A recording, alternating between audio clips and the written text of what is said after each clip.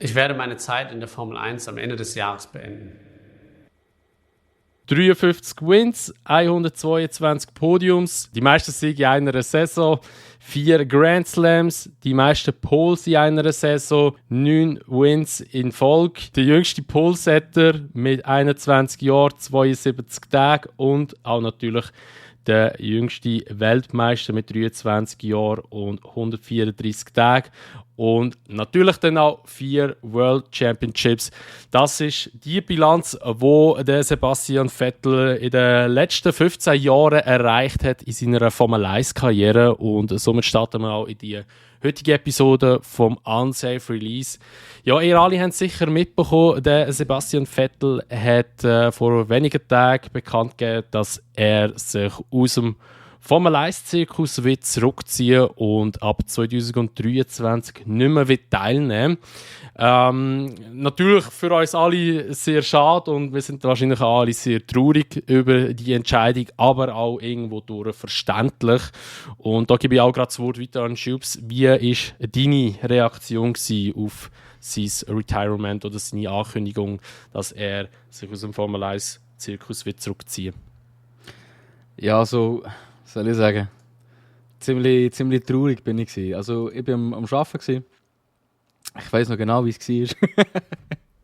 Nein, ich habe halt gesehen, dass er am Morgen einen Instagram-Account gemacht hat und irgendwie hat es mir schon ein bisschen gedonnert, weil ich gewusst, er hat mal gesagt in einem Interview mit WTF Face, er wird sich erst einen Instagram-Account oder soziale Medien-Account machen, sobald er wird retiren. Und da habe ich schon gewusst, nein, was kommt jetzt? Und dann, was war das? 11, 12 umeinander, wo dann ein Announcement kam. Ich war eigentlich am Telefon mit einem Kunden und ich habe den Kunden einfach gestummt, weil der irgendeinen Scheiß am Suchen war. Und ja, habe dann das Video geschaut und mir ist ungelogen wirklich einfach ein Trainer oben runtergelaufen, weil ich mag mich einfach erinnern, okay, klar, ich habe nicht grossartig jedes Rennen verfolgt als Kind. Aber immer wenn der Vater Formel 1 geschaut hat, bin ich dort gehockt und ich habe immer wollen, dass der Vettel gewinnt mit seinem coolen Red Bull Auto. Oder?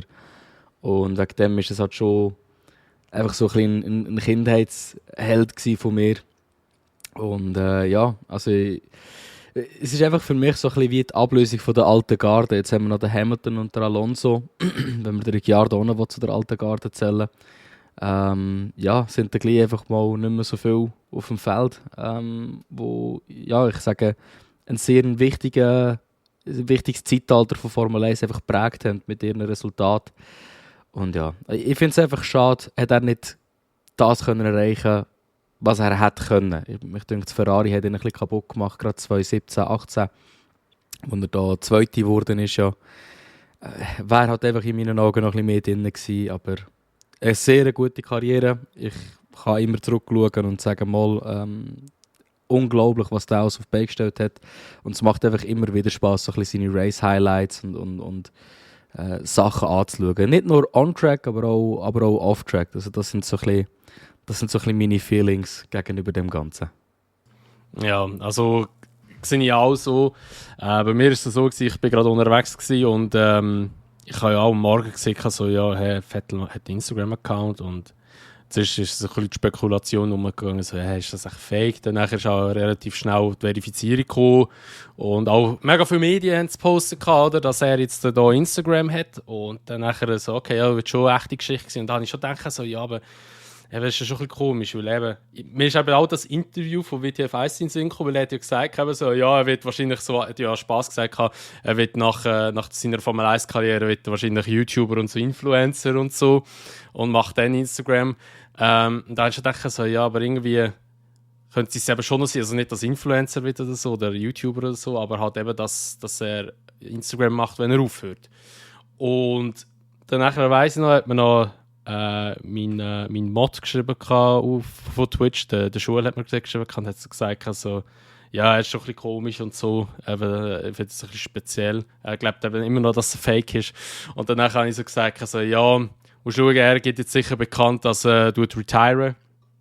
Und dann habe ich eben so gesehen, so, das hat ja auch sein Bruder gepostet, dass um 12 Uhr etwas gepostet wird und dann nachher so aktualisiert kann, 12 Uhr. Ich sehe nur so ein graues Bild und ich wusste, so, okay, ja, er hört auf. Und Ja, also auch so wie es bekannt gegeben hat, also wirklich irgendwie, ich finde es gut, dass es nicht in die Länge gezogen hat, weil er gerade vorab gesagt hat, so, ja, er hört auf Ende diese Saison.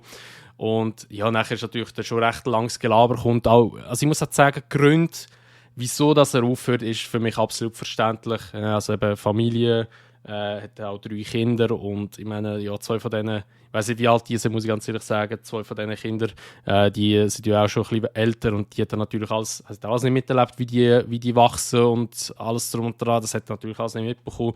Und jetzt hat ja noch ein jüngeres Kind und ich denke halt, dort ist halt schon auch ein bisschen der Wunsch gewesen, dass er das ein bisschen miterlebt. Und also ich kann es wirklich vollkommen nachvollziehen und natürlich halt auch seine Perspektive, oder, wo er halt jetzt momentan hat, oder momentan, wo er aktuell hat, mit Umweltschutz und alles drum und dran. Das überschneidet sich ja halt schon extrem krass mit dem, was die Formel 1 macht. Also klar, die Formel 1 versucht ja auch wirklich CO2-neutral werden. Sie haben ja hier ihr Programm Net Zero bis 2030 ist, glaube ich, wenn ich es richtig im Kopf habe. Das möchte es ja einhalten oder herkommen, aber ja, 2030, das sind halt auch noch 8 Jahre und bis dann, ja, kann sich noch viel ändern. Und ich finde es schade, bin ich ganz ehrlich, ich finde es sehr, sehr schade. Wenn ich also zurückdenke, so, also Vettel ist halt wirklich immer wirklich ein Top-Fahrer gewesen oder mega sympathisch. Klar, er hat ja zwar seine Red Bull Prime-Zeit, ist ja eigentlich so der meistgehasste Fahrer von allen. Aber das ist halt einfach so, sage ich immer, so ein bisschen das neidische Denken. Ich meine, das ist ja beim Hamilton und bei Mercedes genau gleich in den letzten paar Jahren. Man hat immer gesagt, ja, geht ja nur der Hamilton und Mercedes, wir gönnen denen nichts. Wenn sie irgendwie Probleme gehabt hat man sich gerade gefreut darüber, hat man gerade Schadenfreude gehabt. Das ist eigentlich normal. Das war auch beim Vettel so gewesen, wo der Vettel nachher zu Ferrari gegangen ist. Also Sepp in Red, hat jeder den Vettel eigentlich geliebt gehabt. Er ist auch wirklich mega sympathischer geworden und auch ganz andere Einstellung hat er gehabt. Aber wie siehst du das? Glaubst du, hätte er noch mehr Erfolg gehabt, wenn er bei Red Bull geblieben wäre? Also wenn wir zurückdenken, 2014, ja, weißt du, wenn wir zurückdenken, 2014, ja, 15, 16 sind ja wirklich auch katastrophale Saisons für Red Bull. Jetzt sind sie ja wirklich nicht dabei gewesen, also nicht dabei, nicht so, wie sie jetzt wieder sind oder wie sie dazu mal gewesen sind. Ich habe deine Frage noch nicht ganz fertig verarbeitet. Es ist schon gesagt, es ist morgen früh am Samstag. Also excuse me if I'm not ready in the head. Nein, also ich ha, wenn er nicht zu Ferrari gegangen wäre, dann ja. Oder, also ich meine, man hat ja auch ein bisschen über einen Mercedes-Switch mal gemunkelt. Ist natürlich nachher unwahrscheinlich gewesen, dank Hamilton. Aber wenn er nicht bei Red Bull gewesen wäre, dann ja. Wenn Mercedes nicht die Dominanz hätte, die sie hatte, ja. Ferrari, das ist eben das, was mich aufregt. Ferrari wäre das einzige Team gewesen, wo Mercedes effektiv hätte können stehen bieten, und sie haben es verkackt. 6 strategisch, 6 die Einsatzplanung bei der Update-Erschaffung in dem Sinn.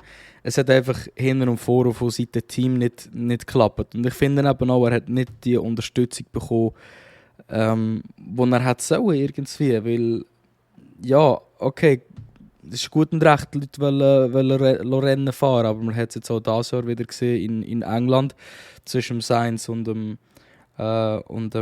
Charles. Es gibt einfach Punkte, wo du musst schauen, und das ist jetzt so in einer Saison, dass dein Fahrer, der höher in der Weltmeisterschaft ist, die bessere Strategien hat. Die hätten es auch der Charles reingehauen, nicht der Sainz, oder?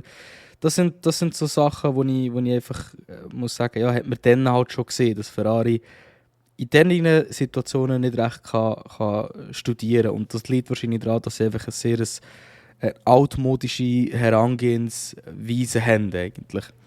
Aber ja, okay. Also in meinen Augen hat Ferrari ihm seine Karriere zum einem Halt gebracht. Okay. Also ich sehe es ein bisschen anders, muss ich ganz ehrlich sagen.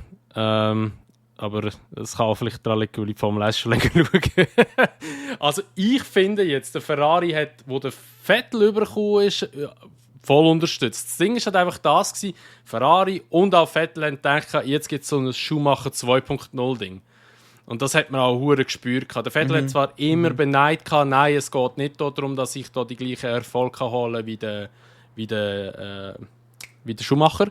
Aber Es ist Also, wenn ich so, Ja. ja, logisch, es ist das gewesen. Also, wenn ich so zurückdenke, ich weiss noch, Malaysia dort, die haben da so gejubelt, also, ja, jetzt ist Ferrari wieder zurück, vor 2015 war das gewesen. 16 war eher eine krasse Saison für Ferrari, dort hat es so viele Sachen gegeben. Ich glaube, so 16 war so die Saison, wo man gemeint hat, so, okay, jetzt schaffen wir es mit der Championship.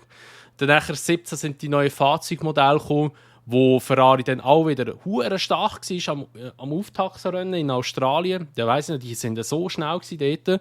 Und da hat man auch gedacht, also, ja, jetzt da könnte es jetzt etwas werden. Haben sie dann aber dann wieder ein bisschen versaut gehabt, aber nicht mit den Updates, sondern weil einfach Mercedes taktisch oder auch einfach auch autotechnisch brutal stark ist. Das Ding war halt einfach, Mercedes ist halt wirklich, kann man sagen, zu 98% perfekt gewesen.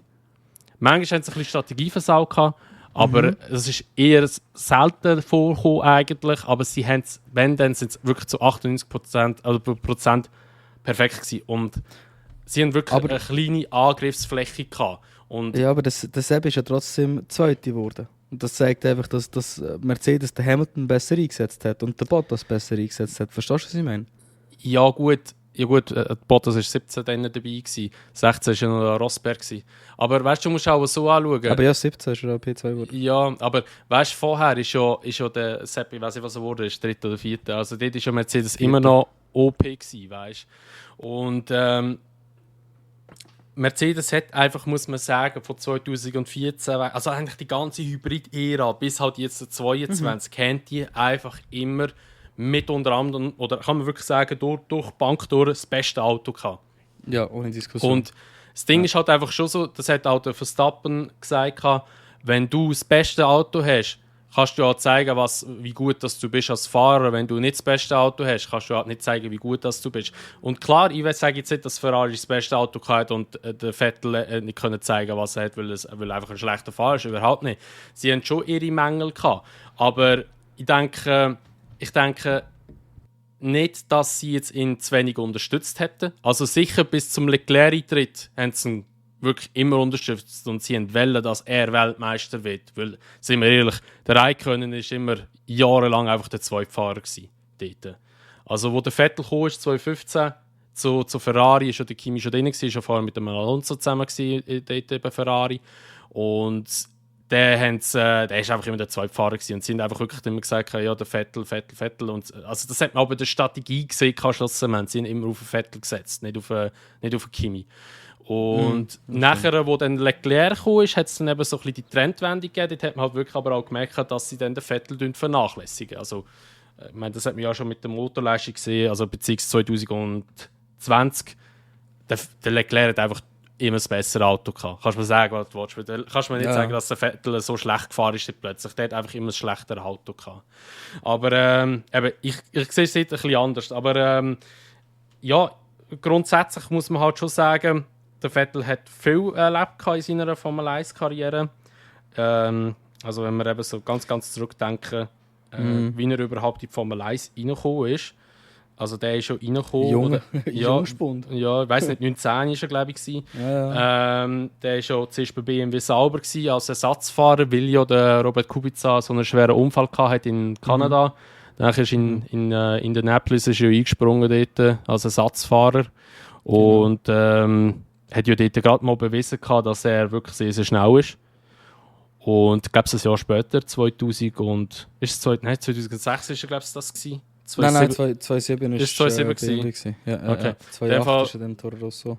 2008 genau ist er dann zu Toro Rosso gegangen. Und dann ist es dann mal losgegangen, oder? Also der hat wirklich auch können zeigen, was in ihn steckt. Also vor allem dann überwiegend Monza. Ich glaube, das kennen wir ja alles dort, was passiert ist. Sebastian Vettel is a Grand Prix winner for the first time. Etwa mit Abstand das stärkste Rennen, das ein Fahrer jemals gemacht hat irgendwie. Also das ist echt krank. Also mit so einem Auto, das dieser wegen underperformt, also es war schon kein schlechtes Auto gewesen, aber weißt, die Competition, die es hatte, so ausfahren, so weit voraus sein und noch Pole holen in einem Toro Rosso, also echt einfach, ich denke, das ist so ein Drive, wo wir eigentlich nie mehr werden sehen in der Formel 1-Geschichte. Ja, also klar, ja gut, also er hat ja Pole geholt dort in Monza und ist dann hat auch gewonnen. Er ist ja dort zu dem Zeitpunkt dann der jüngste GP-Winner gewesen. Da ist ja dann nachher der Verstappen gekommen, 2016, der es abgelöst hat. Also wir haben es eigentlich noch mal erlebt, muss man so an dieser Stelle sagen. Ich meine, dort war ja auch krass gewesen, wie der Verstappen einfach in das komplett neues Auto, also ja von Toro Rosso zu Red Bull reingehockt ist und einfach gerade mal den Grand Prix gewonnen hat. Wobei, muss man auch sagen, muss man auch sagen, mit Glück. Also ich meine, dort haben sich ja beide Mercedes abgeschossen. Also ganz aus eigener Kraft heraus hat er es nicht gemacht. Klar, er war dann weit vorne und hat natürlich den Druck vom weiß nicht, ob es der Vettel war oder der Räikkönen standgehalten. Also er hat dort schon auch natürlich etwas geleistet, aber er hat sich nicht vorgekämpft in dem Sinne eigentlich. Und der Vettel hat definitiv aus eigener Kraft das Rennen gewonnen. Das war seine Race Pace und seine Qualifying Pace, die ihm das Rennen dort gewonnen hat. Okay, das Wetter hat natürlich auch gut mitgespielt, aber das Wetter, jeder hat die gleichen Bedingungen gehabt. Jeder musste damit können umgehen. Und das Ding ist aber noch, Verstappen hat dann schon ein ganzes Jahr unter dem Buckel gehabt. Der Sepp hat dann, was ist es, ja, ein halbes Jahr. Dreivierteljahr vielleicht. Dreivierteljahr insgesamt. Und erstens mal das und dann nachher eben auch ein Auto, wo deutlich schwächer ist. Oder? Also, ich verstehe bis jetzt nicht, wie das gegangen ist. Es gibt ja immer noch Leute, die behaupten, ja, da hat man irgendetwas gecheatet oder so, aber das ist in meinen Augen einfach absolut seine Blütezeit gewesen. Und wegen dem ist auch gut, ist er ein Jahr später, dann 2009, direkt zu Red Bull Racing gegangen und hat dort ja auch direkt den zweiten Platz geholt. Also, ich habe wirklich das Gefühl, so bis Ende 2014 war er absolut in seiner Prime gewesen und dann mit dem Auto einfach unschlagbar. Ja, also 2009, ich glaube, also gut, 2009 muss man halt einfach sagen, ist halt einfach Braun GP. Mit ihrem Unterboden sind sie halt einfach so abartig schlau gewesen und haben so viele Punkte rausholen und alles drum und dran, dass bis die anderen nachgezogen haben, ist eigentlich das ganze Zeug schon erledigt gewesen. Wäre Braun nicht gewesen, dann hätte er wahrscheinlich auch gerade einen Titel gehabt. Ja, ich glaube, sie wollten sagen, klar, eben, das sind natürlich was wäre wenn wieder Fragen, aber ich glaube schon, auch, da wären 5 Titel drin gewesen, weil sie sind schon sehr stark gewesen dort. Und also, eben, seine ganze Prime bei Red Bull von 2010 bis eigentlich, 2013, weil 2013 ist ja noch die letzte V8-Geschichte nachher, wo ja Hybrid gekommen ist, da haben sie sich ein bisschen, ja, also ich glaube, wenn Renault den Sprung von V8 zu Hybrid ein bisschen besser hergebracht hätte, wäre auch Red Bull wieder stark gewesen, aber sie haben ja so viele Motorenprobleme gehabt, aber das ist halt, ja, ich glaube, das Ganze verstehst mit MGUK und MGUH und all das Scheiß. Das ist natürlich halt, also man hat es gesehen, die haben so viele Probleme gehabt. Die einzigen, die es einigermaßen hergebracht haben, war wirklich halt Mercedes zu dem Zeitpunkt. Aber ja, also mit 23 hat der erste WM-Titel geholt, 2010, ist schon krass. Wenn du denkst, das ist jetzt einfach schon 12 Jahre her, wo er seinen ersten WM-Titel geholt hat und er ist bis jetzt immer noch der jüngste WM-Titel halt. Okay, Sebastian, good job. I need to wait until everybody crosses the line. I need to wait. But it's looking good. You just wait, Sunshine. You just wait. Hamilton, P2. Button, P3. There's another 2 cars coming round in 15 and 16. Rosberg, P4. Kubica, P5. Du bist Weltmeister! Thank you, boys. Unbelievable. Thank you, I love you. Unbelievable. Sebastian Vettel, you are the world champion! The world champion, well done, enjoy it! You are the man!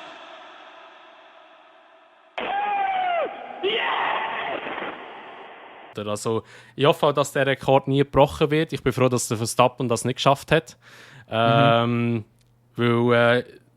ja, ich meine, der Vettel hat ja schon ein paar Rekorde gebrochen eigentlich. Also, gebrochen gehabt. Die sind mittlerweile vom Hamilton oder von anderen Fahrern schon wieder gebrochen worden. Aber ich hoffe schon, dass irgendwo durch noch vielleicht ein Rekord von ihm hängen bleibt. Und dann, wenn, dann hoffe ich einfach das. Ja, hoffe ich einfach das. Ganz ehrlich, ich bin mir ziemlich sicher, dass sind 13 Race-Win in Folge. Ich glaube, den kannst du fast nicht brechen. Vor allem jetzt mit in einer Season ist das gewesen. In einer Season? 9 hat er in einer Folge gemacht, ja. Genau. 9 in einer, na gut, auch 9 in einer Folge ist verdammt schwierig zu holen. Ich glaube nicht, dass das noch irgendjemand kann holen kann. Weil jetzt gerade mit den neuen Regulations, ist ja das Ziel auch, dass man besser racen miteinander und ich denke, es wird sehr lang gehen, bis wir da wieder ein Auto haben, das dieser Wegen dominant kann sein. Und, also ich hoffe so. Weil wie du sagst, irgendwie, okay klar, er wird so oder so für immer in den Geschichtsbüchern drin sein. Also da bin ich überzeugt, er wird in 10, 20 Jahren als einer der besten Fahrer, einer der grössten Fahrer praised werden, denke ich jetzt einmal. Puh. Was? Das weiss ich eben nicht im Fall, wenn ich ganz ehrlich Ich bin. finde schon. Ja, Und wenn nicht, dann wenigstens in meinem Herz. ja das ist schon das Wichtigste, weißt du. Aber Das ist so, ja. ich bin ganz ehrlich, ich weiss es nicht, weil ich habe ein paar Videos geschaut von anderen Journalisten und so. Also ich will ja nicht sagen, dass ich ein Journalist bin, aber von Journalisten, wo eben so gefragt worden sind, so, ja, eben, ob sie denken, ob der Vettel, eben, ob der jetzt ob er in eben so in 10 Jahren, 20 Jahren, ob man sich noch einen wieder erinnert. Und viele haben gesagt, also, sie glauben es eben eher nicht, weil eben 4-fache Weltmeister hat es auch vorher schon gegeben. Klar. Ja, trotzdem, also der Fangio ist schon 4 Wochen Weltmeister und man redet jetzt noch über ihn. Ja, aber das Ding ist halt eben das ist komplett eine andere Zeit gewesen. Das sind, also klar, man kann sagen, so, ja, in 20 Jahren sagt man, ja, das ist eine komplett andere Zeit gewesen. Aber er selber, der Vettel selber, sagt, ja, er glaubt nicht, dass er so in Erinnerung bleibt, wie jetzt zum Beispiel ein Schumacher, gut, das ist jetzt hochgestochen, aber zum Beispiel ein Senna oder ein Prost. Ein Prost ist schon, über den Prost redet man ja auch nicht so viel wie ein Senna. Der Prost ist einfach nur so zu sagen, halt so blöd gesagt, ja, wenn man sagt, so, ja, wenn man über Senna redet, sagt man einfach so, ja, der Prost ist so sein Rival gewesen, aber der Prost wird nicht so grob angesprochen wie der Senna. Aber das Also sind wir ehrlich, sagen, der Senna hat aber auch nur einen Legendenstatus, weil er halt verstorben ist. Also er hätte wahrscheinlich schon auch einen Legendenstatus, wenn er nicht gestorben wäre. Aber, also, für mich ist es ohne Diskussion. Weil man redet auch heute noch über einen Damon Hill, man redet auch heute noch über einen Jacques Villeneuve, man redet auch noch über einen Gilles Villeneuve und die haben alle nicht ansatzweise das erreicht, was der Vettel gemacht hat. Ich glaube, das Problem, das der Vettel hat, ist, dass seine letzten, vor allem 4-5 Jahre, seine Karriere in den Dreck gezogen haben. Also, ich sage, ab 2018, das ist so seine letzte Saison. Ich glaube eben auch, wo er wirklich gut dabei war, mental. Ich glaube, die Ferrari-Zeit hat ihn eben wirklich auch mega abgezogen. Und also die letzten 3 Jahre, die haben einfach nur wehgetan. Also auch, weißt, ich muss jetzt nicht in goldig reden. Also die letzten 3 Jahre ist er selber auch nicht gut gefahren. Also ich finde vor allem 2020 Ferrari, wie viele Spins und Crashes und selbstverschuldete Fehler, wo er dafür verantwortlich war, dass das Rennen nicht gut gelaufen ist. Das ist, das kannst du nicht verleugnen, oder? Und es ist vielleicht besser, ist der Aston Martin derwegen schlecht in der Championship, weil da sieht man nicht, wie gut er effektiv noch fährt. Weil ich habe wirklich das Gefühl, weißt du, wenn du vergleichst, er ist jetzt ja, was ist er, 33, 34, so etwas. 34. Ja, und ein Alonso ist 41 geworden und performt immer noch auf einem absolut kranken Level. Also, also der Vettel die Frage ist halt immer, wie gut ist das Auto, gell? Eben, wie schon gesagt, im 20 habe ich vorher schon gesagt, ich denke nicht, dass der das gleiche Auto hat wie der Leclerc. Und ich meine, schau, 21 ist er auch zweimal aufs Podium gefahren mit dem Aston, wo auch nicht die Bombe ist, der Wagen. Und er hat ja gleich können beweisen, hey, ich kann es. Wenn die Möglichkeit um ist, kann ich es, weißt du? Also, klar, ich tue es nicht belügen oder ich sage jetzt nicht, nein, das stimmt nicht zu der Aussage, dass Ferrari ihn abgezogen hat. Da stimme ich dir 100% zu. Weil, also spätestens zu dem Zeitpunkt, wo der Binotto übergekommen ist, und darum finde ich auch der Binotto so also, der Binotto ist in meinen Augen einfach halt Papa Leclerc. Also das ist so wie Stroll, wie Lawrence und so. Ist das Ding, weißt du? Einfach ein bisschen. Es ist schon. Also, er nimmt ja die ganze Zeit in Schutz. Ja, eben. Und das ist so das, was mich so ein bisschen nervt bei Ferrari momentan. Weißt du, sie müssten einfach einen Teamchef haben. Ja, von mir aus der. Oder einfach einen neutralen Teamchef. Aber das Ding ist halt einfach eben, klar, ein Teamchef tendiert immer zu einem Fahrer ein bisschen mehr. Ich meine, bei Mercedes haben wir ja auch gehabt, dass sie eher im Hamilton ein bisschen mehr pro Hamilton waren als pro Bottas. Weil Bottas halt einfach immer ein Win war. Auch bei Ferrari, du kannst auch beim Braun nichts sagen. Weißt, selbst wenn sie mal nicht einen Italiener zu oberst hatten, auch ein Braun hat ist komplett verliebt in einen Schuhmacher. Also, Ja, Jean es Todt ist ja auch. irgendwie Der war schon auch mehr Jean Todt Schuhmacher auch, gewesen, oder? Also von Eben, dem her, es ist schon normal, aber mir denkt einfach, was der Binotto macht. Also eben, wo der Binotto an der Macht war, sage ich jetzt mal so, und der Leclerc kam, dann ist dann hat es einfach... Man hat zu schnell das Vertrauen in den Charles hineingesetzt. Okay, das Problem ist, der Vettel hat halt zu dieser Zeit auch nicht wirklich gut Werbung für sich selber gemacht. Ich weiß auch nicht, wahrscheinlich ist der wirklich einfach schon mal langsam ein bisschen vorher bei ihm. Aber man hätte schon müssen den Grind noch beim Vettel haben und den Charles einfach als Zweit fahren. Weil der Charles muss auch noch lernen. Der hat 1 Jahr in einem Sauber gehabt und dann kommt er direkt in einen Ferrari. Für den hat das so ein Standard sein, dass er noch nie zuoberst oben gewertet werden vom Team her. Aber man hat es nicht gemacht. Und ja, ich denke, gut. man sieht den Fehler jetzt, oder? Streng genommen war es ja beim Vettel auch so, als er zur Red Bull kam, von Toro Rosso. Ja, gut, aber Vettel ist in meinen Augen ein anderes Talent Ja, also als der Charles. was ich eben das Gefühl habe, ist, dass Ferrari auch versucht hat, mit dem Leclerc den jüngsten Weltmeister zu machen. Aber sie haben das nie gross irgendwie sagen, weißt? Aber ich kann mir gut vorstellen, dass das so ein bisschen im Hinterkopf war, dass sie das haben versuchen. Und es hat einfach nicht geklappt. Aber ja, das hat mich halt einfach immer ein bisschen gestört gehabt. Und eben, das hat auch der Vettel schlussendlich ein bisschen in Ruin gebracht. Aber man muss schon sagen, also die Zeit, die der Vettel hatte bei Ferrari, es hat auch viele geile Momente gegeben. Also eben Malaysia, der erste Win mit Ferrari, mit dem legendären Funkspruch.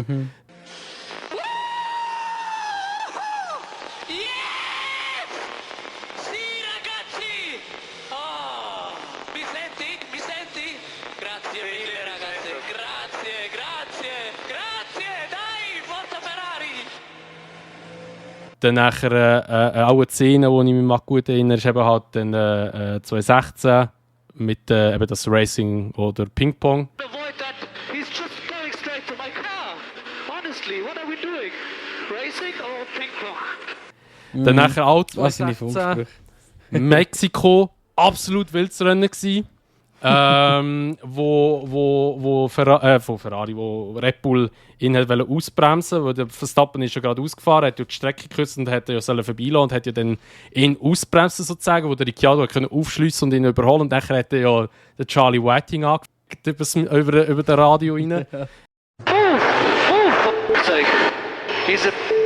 That's what he is. I mean, am I the only one?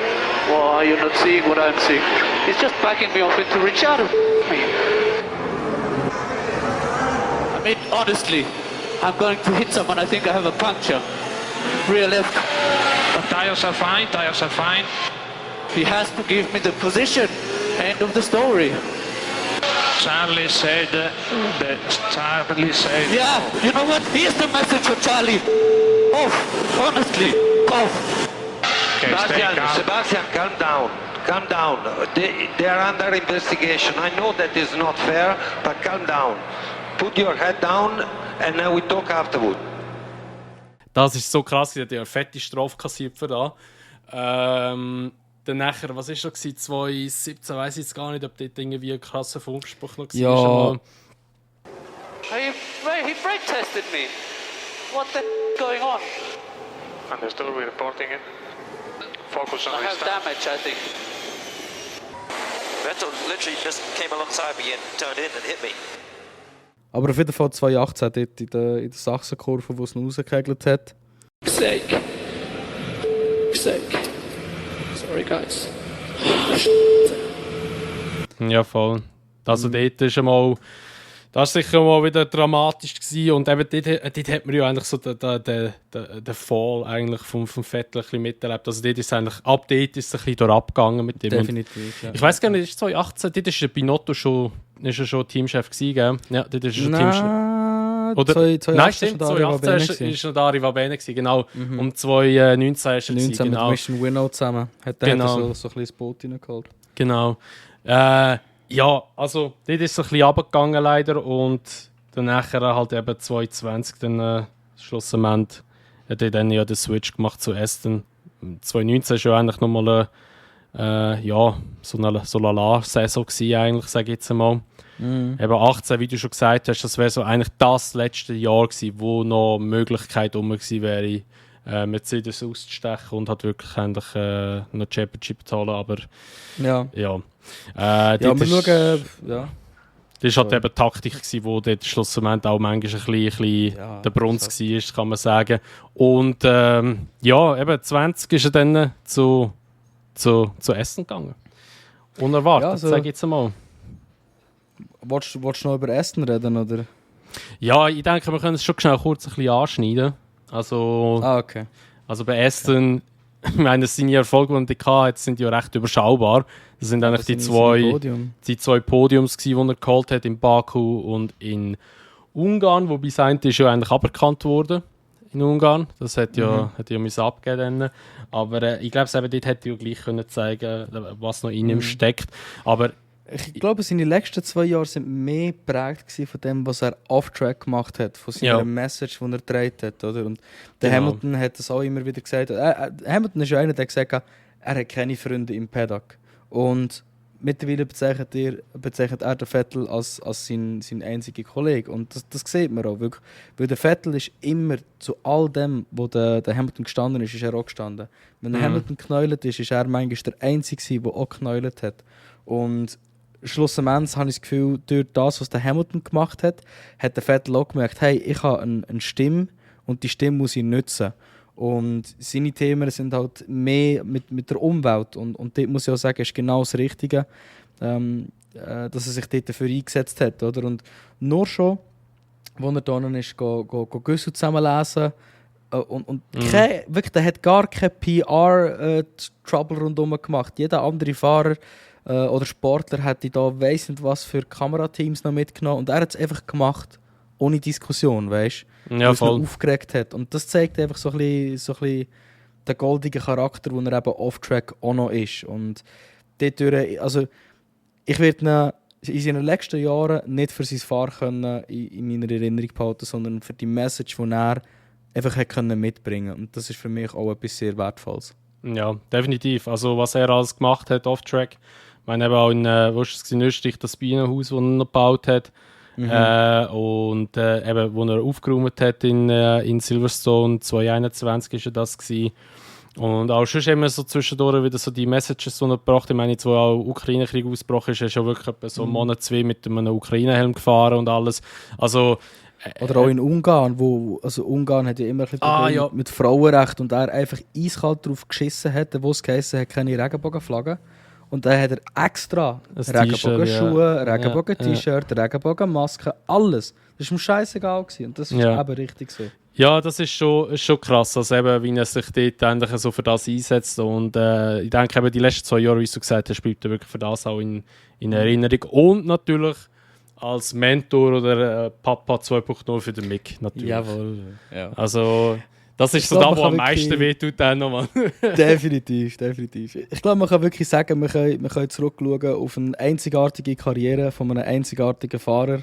Und ja, ich glaube, wir können alle Danke sagen für das, was er uns bieten kann, sei es auf dem Racetrack oder nebendran. Also für mich wirklich einer der besten Fahrer und ich werde ihn auch immer für das in Erinnerung behalten. Ja, also stimme ich dir absolut nur zu. Also was der geleistet hat, eben was man im Kopf muss abhalten von einem der meistgehassten Fahrer für eine Zeit lang auf der Strecke oder im Paddock.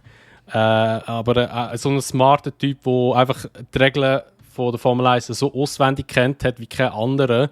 Also auch zum Beispiel Überholmanöver 2016 in Malaysia, in der Boxing ist das, glaube ich, 2016. Also wirklich einfach Sachen ausgenutzt, die legitim waren, die andere nicht gewusst haben. Also wirklich so einen gibt es einfach nicht. Ja, so einen gibt es wirklich nicht. Vor allem jetzt kommt man gerade, also einer von meinen Lieblingsvideos, die es von ihm gibt, ich habe das F1-Quiz, wo er jeden Weltmeister Jahr für Jahr auswendig aufzählen. Nein, das zeigt halt auch einfach. Ja, das zeigt einfach, eben, der interessiert sich oder hat sich interessiert für den Sport. Klar, eben, es ist jetzt über die Jahre wahrscheinlich weniger geworden. Aber eben das Wissen, das er hatte, das hat er ja auch nicht verloren. Und ich meine, er ist jetzt auch nicht irgendwie so extrem alt, dass er irgendwie alles vergessen. Aber nein, schlussendlich, also ich finde es schade, verstehe es aber, wie schon am Anfang gesagt. Und ich wünsche am Schlussendlich nochmal alles Gute für die Zukunft. Und ich hoffe, dass man vielleicht zwischendurch gleich immer noch in der Formel 1 sieht. Jetzt nicht irgendwie als irgendwie so Teamberater oder weiss ich was, aber vielleicht so zwischendurch an der Strecke oder so im Monza oder so, wo nicht weiter weg ist. Also, wäre schon noch cool. Ganz ehrlich, ich hoffe, dass er wirklich vielleicht sogar in der FIA könnte eine Rolle einnehmen. Es wäre geil. Einfach so ein bisschen das ganze Development Project ein bisschen aufpushen. Aber schaut, ihr seht, das ist ein Fahrer, also für uns ist es schwierig, überhaupt von dem Thema wegzukommen. Wir hätten noch andere Sachen für einen Podcast geplant, aber irgendwie, es gibt so viele Sachen, wo wir bei ihm darüber reden können. Ich glaube, wir müssen langsam hier einen Schlusspunkt setzen. Ja, weil wir haben ja schliesslich kein Race-Rundown gemacht zu Frankreich. Aus gutem Grund, in meinen Augen. Also, ich bin fast eingeschlafen, muss ich dir ganz ehrlich sagen, bei dem Rennen. Aber es gibt trotzdem 2-3 Punkte. Ja, es hat sich gezogen, definitiv. Schnell, Backmarkers, Midfield und Frontrunners hat sich genau gar nicht verändert. Ist auch etwas zu erwarten gewesen. Es war wieder mal das Kräftemessen zwischen Alpine und McLaren gewesen. Aber ich denke, was wir unbedingt darüber reden müssen, ist ja, der Fragezeichen Fahrfehler. Also im Binotto's Schützling, ja, über den wir reden. Im Binotto's Schützling, ja. Also du sagst, du bist dir nicht ganz sicher, ob es ein Fahrfehler ist, ja? Ja, das Ding ist eben halt das. Es gibt ja oft, ich schaue so oft Telemetrie an und so. Und also die so im Nachhinein veröffentlicht werden. Klar, du kannst die auch fake, aber ich gehe jetzt nicht davon aus, dass Ferrari die extra bearbeiten, dass es aussieht, als wäre es ein technischer Fehler. Der Leclerc, ja, also ich kann mir jetzt nicht vorstellen, dass sie diesen Aufwand noch machen, aber es ist auch Ferrari wiederum, also könnte man es sich doch auch vorstellen. Also, eben, der Leclerc selber sagt ja, es war ein Fahrfehler gewesen. Auf der Telemetrie heisst es irgendwie, also zuerst hat er ja irgendwie so gesagt, am Funk, es sei wegen dem Gas gewesen. Und in der Telemetrie hat es dann aber irgendwie so etwas geheißen wegen der Bremse. Ferrari selber sagt ja auch, es sei ein technisches Problem gewesen, es sei nicht fahrfehlerisch gewesen. Aber wenn ich schnell auf die Grätsche wegen dem Gas, das hat er sich beschwert, weil er den Rückwärtsgang nicht mehr gebracht hat, respektive weil es dann nicht mehr Gas gehabt hat. Okay. Das ist wegen dem. Okay. Ja gut, also egal wegen was das rausgefallen ist, ich sage es, ich habe es schon gesagt, ich weiß gar nicht, irgendjemandem habe ich das geschrieben. Egal, ob es jetzt der Leclerc war, der den Fehler gemacht hat, oder Ferrari, der den Fehler gemacht hat, oder wo das Problem war, am Ende des Tages es passiert zu viele Fehler, es sind wieder Punkte, die sie liegen. Und ja, ich muss sagen, ich habe da Leclerc am Anfang von der Saison recht hoch eingeschätzt, weil er hat eigentlich, wenn er kann fahren oder wenn er fährt, und er hat kein Problem, der fährt er wirklich gut und er hat auch wirklich viel Talent, dass er gut fahren kann. Aber sobald er eben ein bisschen unter Druck ist oder irgendetwas, das nicht richtig funktioniert oder so, dann kommt er so in einen Struggle rein und dann vergamet er es einfach. Und bei Ferrari ist es einfach auch dasselbe. Ja. Ich glaube eben, weißt du, in meinen Augen ist jetzt so ein bisschen die Erfahrung, die man sieht, die ihm so ein bisschen fehlt. Oder? Ich habe dir auch schon mal gesagt, ich glaube, wenn jetzt der Vettel noch nebenzu gewesen wäre, dann wäre er vielleicht noch ein bisschen schneller, noch ein bisschen erwachsener geworden. Okay, kann man das darüber streiten. Aber ich denke, das ist so ein bisschen wie jetzt beim Verstappen, wo wir sie beobachten können. Also in dieser Zeit, wo der Red Bull ein bisschen Mercedes und Ferrari nachgetrollt ist, hat der Verstappen halt extrem viel Zeit gehabt, um vorne mitfahren und dort seine Fehler machen. Beim Verstappen ist es mehr so ein bisschen, ja, das zu aggressive Fahrer gewesen, was so sein Fehler auch war. Und beim Leclerc ist es so ein bisschen das Übereifrige, sich selber überschätzen, wo ihm immer wieder die Punkte kosten. Oder? Also, es ist irgendwie immer, wenn er in einer guten Position ist, wo er weiss, er muss dann vielleicht noch verteidigen. Oder? Wenn der Charles vorne weg cruisen kann, macht er selten einen Fehler. Aber sobald der Max ihm auf den Hacken oder auf den Achillessehnen am hacken ist und quasi, hey, ich bin da, dann macht er immer Fehler. Und ich glaube, mit dem kann er einfach nicht oder noch nicht so gut umgehen. Und der Charles hat es selber gesagt, wenn er weiterhin so Fehler macht, verdient er einfach auch nicht, die Championship zu gewinnen. Und in meinen Augen, das ist jetzt so ein bisschen wirklich wie Sachsenkurve 2018, das ist jetzt der Punkt, wo er die Championship definitiv weggeschmissen hat. Ich glaube nicht, dass der Charles auch mental da jetzt noch den Grind hat bis am Ende der Saison. Der braucht einen Reset. Das muss nochmal von vorne starten. Und wenn das jetzt die Sommerpause nicht vorbringen kann, dann ist es. Absolut. Ja, also man muss einfach auch sagen, Red Bull müsste sehr viel verbocken, dass da Ferrari noch aufkommt. Also ich glaube, Ferrari müsste jedes Rennen jetzt gewinnen oder wirklich sehr gute Platzierungen holen, dass sie da noch Möglichkeit hätten, die Championship zu gewinnen. Aber es sieht ja auch aus, als ob der Ferrari-Motor mit der Reliability am schlechtesten ist. Ich meine, das Rennen haben wir schon wieder 3 Ferrari-Motoren DNFs gehabt. Na gut, nein, es ist ja nicht im Motor verschuldet, aber trotzdem, Red Bull sieht das da in diesem Bereich auch noch besser aus. Also, ja, lustigerweise. Am Anfang hat es ja noch andersrum ausgesehen. Ich meine, dort hat ja Red Bull so viele Probleme gehabt, also die ersten 2-3 Rennen. Und die haben das irgendwie in den letzten paar Monaten voll in den Griff bekommen und haben jetzt wirklich eigentlich so, also sie haben ja, man sagt ja zwar immer noch, der Ferrari sei ja der schnellste auf der Gerade, was den Motor anbelangt. Ich glaube, das wird schon alles stimmen, aber wenn du wirklich eine gute Basis möchtest, bist du mit dem Red Bull Motor am besten bedient. Also der zuverlässigste Motor ist definitiv der Mercedes Motor. Ja. Die haben, glaube ich, am meisten Runden, also nicht Mercedes allein, aber alle, die Mercedes Motoren fahren, die haben am meisten Runden auf dem Buckel. Also der ist wirklich zuverlässig. Aber was leistungstechnisch anbelangt, wahrscheinlich auch, ja, vielleicht ein bisschen besser als der Renault. Wobei der Renault ist auch schwierig zum Überholen auf der Gerade, heisst es immer. Ich glaube, der Renault hat sich hure gemacht eigentlich von den Problemen, die sie eben früher hatten, sind sie weggekommen. Vor allem Reliability, die ist ja sehr stark bei ihnen. Ja. Aber jetzt lange diese Performance nicht. Aber sie ist nicht mehr so schlecht, wie sie auch schon war. Also es ist so ein bisschen... Ja, also Renault ist eigentlich auch eine gute Basis kann man sagen. Also wenn du jetzt ein neues Team machen würdest, reinkommen, kannst du sagen, okay, du nimmst den Red Bull Motor, hast eine gute Basis, musst aber wahrscheinlich mehr zahlen als für einen Renault Motor. Also, genau, also der Renault wird einfach günstig sein. Also wenn ich sage, also Andretti beispielsweise, die haben ja eigentlich mit Renault schon einen Deal parat gehabt, und verständlicherweise, oder? Ja, also es wird ja eh noch spannend. Mercedes wird ja auch weniger Kundenteams haben in Zukunft, wo die dann hergehen. Also, ja, by the way, wegen Motor, Porsche, da ist ja auch noch ein bisschen umgegangen. Das haben wir jetzt gar nicht angesprochen. Das haben wir auch, wo wir zuerst noch ein bisschen besprochen, was wir alles anlabern, haben wir auch nicht angesprochen. Also Porsche hat ja da scheint 50% Firmenanteil gekauft. Offiziell bestätigt ist aber von Porsche und von Red Bull Seite noch nichts. Aber also das wird, ja, safe. Und das ist offiziell. Das wird absolut krass werden. Wenn Porsche da noch reinkommt, Porsche, wo so viele x Jahre Motorsporterfahrungen hat, in verschiedenen Rennserien. Also wenn du denkst, LMP1, LMP2 sind es drin gewesen, nachher der Porsche Cup, den sie ja selber noch haben und alles drum und dran. Also das... Ja, LMP1, das ist es eben. Weißt, man hat lange darüber gemunkelt, ob Porsche wird das Honda Racing Company Motorenabteil, die sie hier am Bauen sind, übernehmen. Oder die haben ja komplett neue Facility gebaut in Red Bull. Oder Red Bull Powertrains haben sie so eigentlich gerade sagen, ja.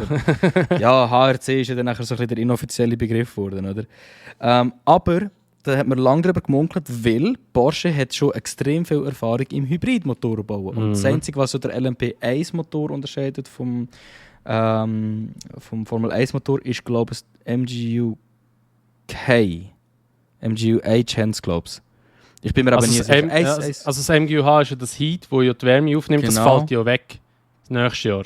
Genau. Nächstes Jahr ab 26 fällt es weg. Und das ist der Grund, wieso das Porsche sich jetzt entschieden hat. Weil sie machen bereits schon Motoren mit MGU-K, also kinetische Energie. Das heisst, die können jetzt einfach... Red Bull hat eine riesige neue Facility aufgebaut mit einem Motorenteam, das schon extrem viel Erfahrung hat und einen Motor aufgebaut hat. Hauptsächlich von Mercedes. Ja, aber wenn ist ein Ding reingekommen? Honda zu McLaren 2014, 2015? Zum McLaren sind es 14 sind sie mit Mercedes-Motoren gefahren, McLaren, und 15 ist Honda reingekommen. Also da musst du dir jetzt vorstellen, das ist ein 7-jähriges Projekt, der Motor, der sich immer wieder verbessert hat, jetzt einer der besten Motoren ist. Porsche kann jetzt einfach reinkommen, übernimmt 50% von Red Bull und somit wahrscheinlich, bin ich überzeugt, das ganze Powertrain Division wird in Zukunft Porsche heißen, bin ich überzeugt.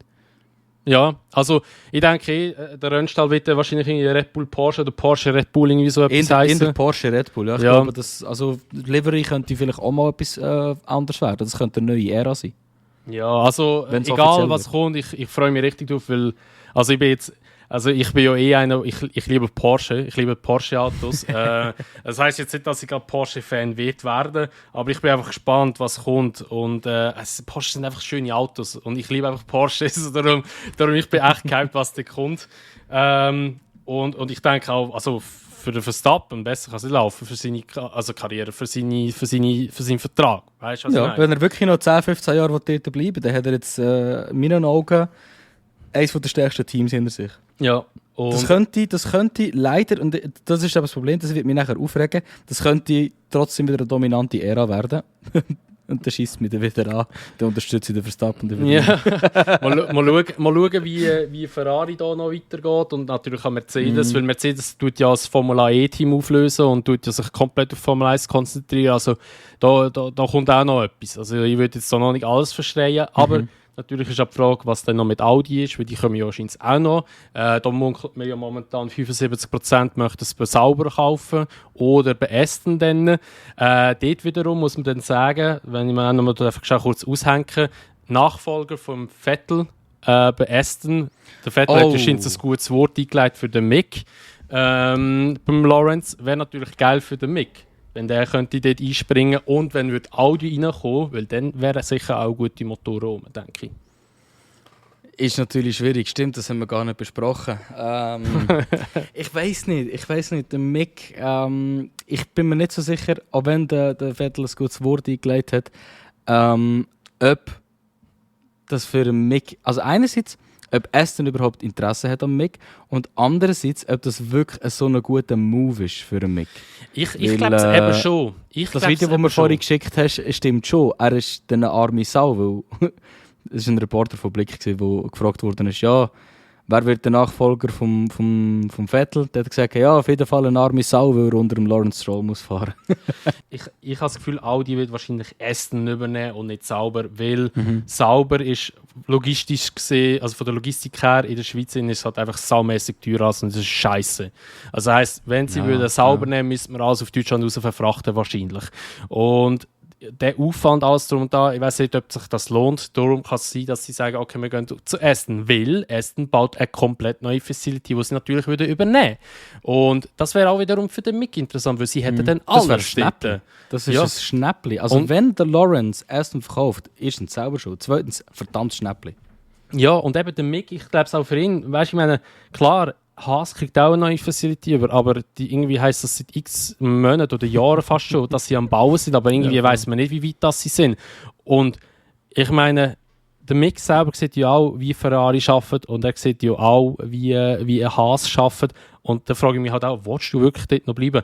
Klar, man kann sagen, so, ja, er ist ja noch unter Ferrari-Vertrag, Ferrari Academy, aber der läuft Ende dieses Jahr aus. Und auch der Haas-Vertrag. Ich glaube auch nicht, dass er erneuert wird, wenn ich ehrlich bin.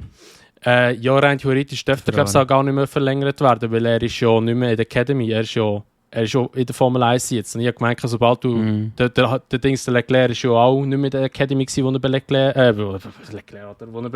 bei Sauber war.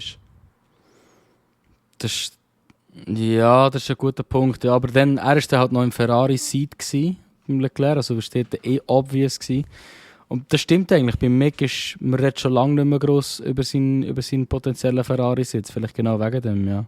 Ja, also ich würde dem Mick empfehlen, switch zu einem Team über, wo jetzt vielleicht momentan noch Mercedes-Connection hat.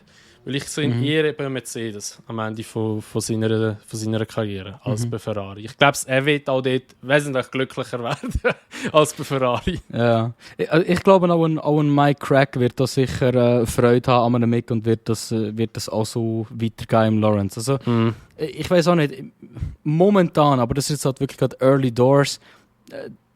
Es zeigt alles so ein bisschen Richtung Mick, viele munkeln auch Ricciardo. Das kommt halt ganz darauf ab, auf seine Beziehung zu McLaren, wie die wird weitergehen. Ja. Ich selber muss wirklich sagen, es hat mich komplett neben dem Schuh verwünscht. Also ich habe ja in der Prediction gesagt, Vettel bleibt bei Aston Martin.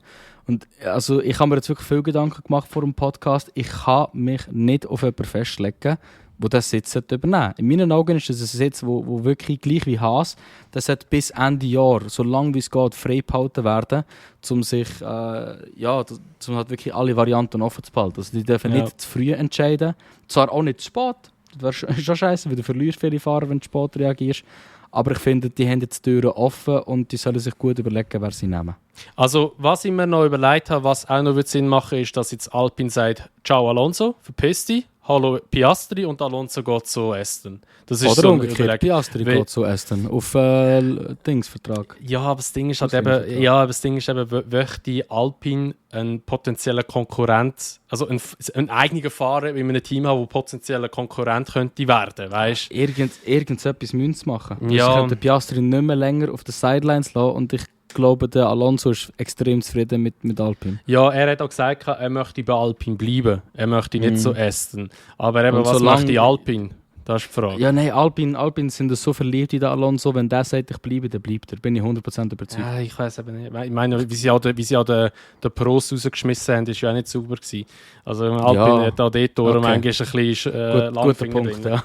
Also, Guter Punkt. Ja, mal schauen, wie das jetzt alles weitergeht. Wir sind jetzt wieder extrem abgeschwiffen auf Motoren und Vettel und Nachfolger und weiss nicht was Genau. alles. Ich kann jetzt noch wieder zurück. Wo sind wir eigentlich gewesen? Zum französischen GP. Ich genau. wollte eigentlich noch fragen, bezüglich der Reliability, aber keine Angst, es geht schon in die richtige Richtung. Glaubst du, der Perez mit seinen 163 Punkten wird der Charles mit seinen 170 Punkten in der Championship gegen Ende Jahr überholt haben auf P2 stehen? Also wenn Ferrari weiterhin so macht, wie sie es jetzt machen, ja locker. Eben, gell? Gut. Da keine Diskussion.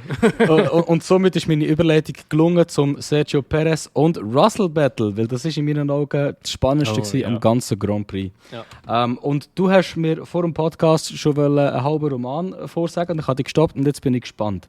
Was ist dein Problem? Also, look, for real, Perez hat nichts falsch gemacht. Was ich mir ja aufgeregt habe, ist ein bisschen das, was der Russell gemacht hat, dass er so ein bisschen angefangen hat, ein bisschen rumnatschen.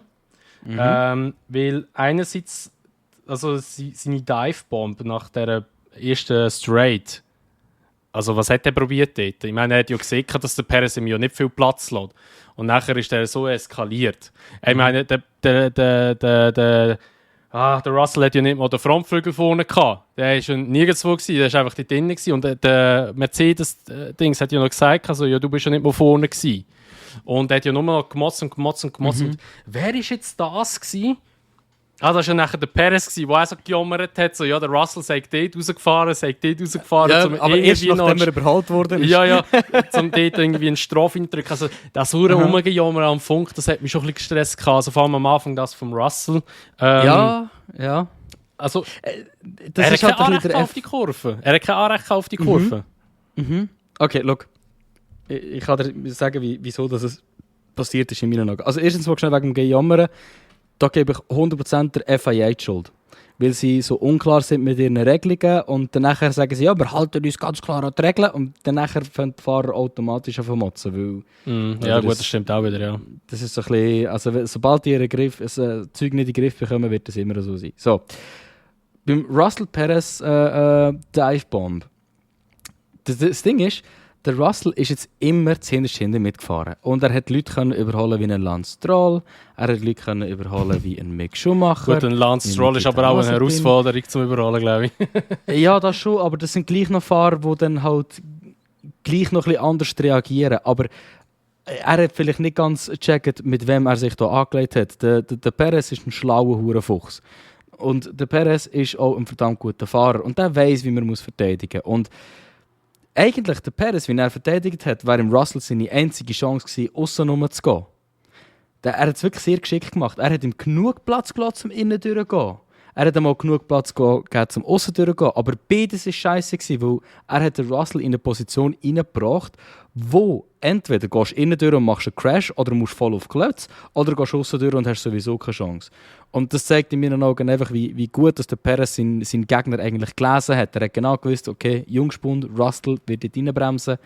Also ich finde, das ist mehr, anstatt Russell Scheiße, ist mehr in meinen Augen, dass es Manöver war, wo ich muss sagen, Perez, du schlauer Fuchs. Ja, also gut, aber ich stimme dir absolut zu. Also da hätte der Russell kein Anrecht gehabt auf diesen Corner. Absolut ja, nicht. Also eben, weißt du, ich sage ja nicht, also der Perez hat, wie du gesagt hast, hat es tiptop gemacht und der Perez ist auch wirklich in dieser Situation, wie er gefahren ist, abgesehen vom Restart, da kommen wir nachher dazu, Ja, genau. hat es wirklich gut gemacht oder sehr gut gemacht. Aber was mich halt einfach aufgeregt hat, ist halt eben, du darfst eigentlich so rein. Das ist so wie du bei F1, wenn du so den Tsunoda wegtatschst, wieder nachher in der Nachschreist, Tsunoda! Tsunoda! Ja, weißt du, also es macht in meinen Augen einfach keinen Sinn, dass du dort rein tauschst, wenn du siehst, du hast gar nicht so viel Platz und du bist weit hinten und nachher hast du noch eine dumme Schnorr am Funk, blöd gesagt, weißt du. Also, Ja, das, genau. das, Dann ist einfach so, das hat für mich ist einfach gut. immer gerade so einen faden Beigeschmack. Da denke ich einfach so, Alter, komm, lass es bleiben, weißt du. Ja, Aber, definitiv. Ja, eben, Aber- Perez hat es gut gemacht. Ja, definitiv. Schlussendlich, schau, ich habe mich einfach gefreut, hat es ein geiles Battle gegeben zwischen diesen beiden. Und das ist eben auch das was ich will, einfach. Dass man einfach auf der Strecke das Rennen entschieden wird. Und ja, apropos eben entschieden auf der Strecke, jetzt kommen wir eben zu dem Punkt. Ihr könnt es doch alle. Also ich nehme mal an, die meisten von euch werden alle Formel 1 spielen im Game und dann hat man da die wunderschöne Delta-Zeit. Und dann fährt man manchmal ein bisschen schnell. Und ja. Und jetzt ist es so, ja, beim Perez hat es geheißen, über Funkspruch, ja, Kurve, ich weiß nicht mehr, frage mich nicht, ich werde es komplett missquoten, aber sagen wir jetzt einfach, Kurve 12 wird das Safety Car wieder gelöst, das Virtual Safety Car. Und das ist dann nicht passiert, weil es einen technischen Fehler gegeben hat im Release vom Safety Car. Und der Perez hat sich natürlich schön Delta ein bisschen aufgespart, schön im grünen Bereich und hat davon Gas gegeben. Und wo es dann nachher nicht grün wurde ist, wo es dann nachher nicht aufgelöst worden ist er halt nachher im roten Bereich gewesen und musste auf die Klötze gehen. Und der Russell ist ein bisschen der geduldiger gewesen und hat wegen dem, der Horner hat es gesagt, er hat 40 km/h mehr drauf gehabt als der Perez beim offiziellen Virtual Safety Car Restart. Und der hat der Perez keine Chance mehr gehabt. Also ja, schlichtweg falsch eingeschätzt von Perez. Ja, gut, eben, ich meine, wenn der Renningenieur sagt, ja, in dieser Kurve wird es released, dann verlässt du dich auch auf die Aussage. Gell? Genau, also, und der wäre eigentlich der Russell am Arsch gewesen, wenn es so gewesen wäre. Also, weißt du, jetzt ihm zu 100% die Schuld geben, würde ich jetzt auch nicht. Also, ich meine, da kann weder das Team etwas, noch der Fahrer etwas, das ist halt einfach halt, ja, dumm gelaufen, blöd gesagt. Genau. Was ich aber lustig finde, jetzt komme ich wieder zurück auf den Helmut Marko. Ich weiss, wir lieben ihn alle so sehr. Er hat ja noch so gesagt, du hast sicher auch gelesen, ob er weiss nicht, ob der Perez irgendwie so 1 oder 2 Gläser Tequila hatte am Vorabend und so verschlafen hat. Also, der Helmut Marko hat wirklich gesagt, er hat es verschlafen. Aber ich glaube, der ist mit diesen Daten einfach noch nicht angefüllt. Nicht nur das, der Marco ist ja einfach, das ist einfach, ich weiß nicht, also der hat doch keine Ahnung. Also weißt du, der ist einfach, das Ding ist, aber jedes Team hat irgendwie so einen, der für die Medien zuständig ist. Bei Red Bull ist einfach der Helmut Marko. einfach ganz grösste, so. Der grösste Fehler, den du machen kannst. Ich check's einfach nicht. Also mich dünkt vor allem, weißt, in den letzten Jahren hat er kaum an einem Ort noch einen angebrachten oder guten Kommentar rausgehauen. Mich dünkt so, er hat für das Team selber kaum noch etwas gut gemacht. Er hat Gasly rausgeschossen. Ein Fahrer, wo ein fucking Rennen mit Alpha Tauri gewonnen hat und sonst noch ein paar Podiums reingehauen hat. Der hat... ja gut, aber weißt du, beim Gasly oder allgemein bei Red Bull, den Delben haben sie ja auch auf dem Schleudersitz nachher gehabt. Aber wieso? Weil sie einfach... Das ist aber der Dings schuldig. Ja, aber wieso haben sie das gehabt? Weil einfach sie das Gefühl haben, sie müssen jetzt einen Zweitfahrer haben, der auf dem Niveau fährt, wieder Verstappen. Und wenn du irgendwie 2-3 Zettel hinten nachfährst, bist du einfach weg. Ja. Die hätten denen einfach auch noch eine Chance müssen lassen, definitiv. Ja. Und der Gasly, der hat die zweite Saisonhälfte müssen fertig fahren, weil ich bin überzeugt, er wäre besser geworden. Ja. Und es ist schwierig zu sagen, aber auch wenn du das Young Driver Program anschaust, ich meine, er ist schon mehr oder weniger für das zuständig.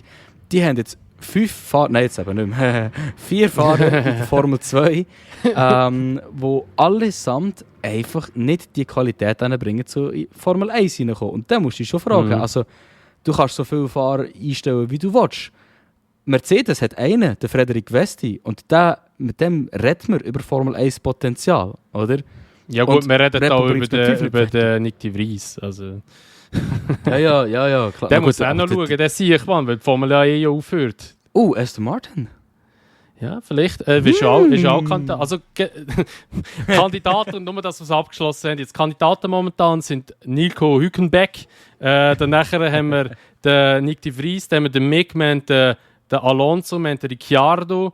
Wir haben den Piastri. Also es sind 6 Leute momentan, wo... Und der Stoffel van Dorn. Ja, gut, das Stoffel von Don, Alter, ey. Komm, hör mal auf. Der soll Testfahrer bleiben bei Mercedes fertig. Nein, beim Formel E-Team, auch wenn es nicht mehr gibt. Ja, nein, komm, also es sind 6 potenzielle Leute, die reinkommen könnten. Und momentan, also laut Gerücht heisst es eben, Ricciardo und Mick sagen momentan so die heißesten Kandidaten. Yes, gut, Thema abgeschlossen. So, fertig, jetzt weiter geht's, ja. Genau, aber also in meinen Augen, es ist Zeit, lieber Helmut Marko, deine Formel 1-Karriere, wenn wir es so nennen, an Nagel zu hängen. Es ist vorbei. Ja, würde ich auch sagen. Also der macht irgendwie... Der regt mich noch auf. Ja, irgendwie schon. Er regt irgendwie alle auf, aber ist gleich immer rum, aber egal. Ja, aber... Eben, er hat ja das gesagt zu Perez, dass er eben Schweizer so verschlafen hätte.